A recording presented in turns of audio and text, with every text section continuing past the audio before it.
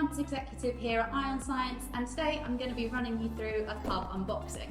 So this is what the box will look like when you get it. We open this up, you'll find some documentation on the top. So first off, you get your calibration certificate, a checklist for what comes in the box, a warranty form. This is to extend the instrument's warranty online for free. A quick start guide to get your instrument up and running, and also a safety notice. Then, inside the box, you have your Cub. So if we open this up, you'll find your Cub instrument ready to clip on to go.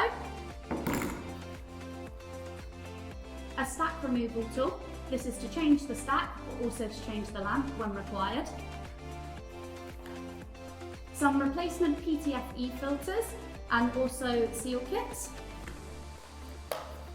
And finally, a manual calibration cap to calibrate your instrument.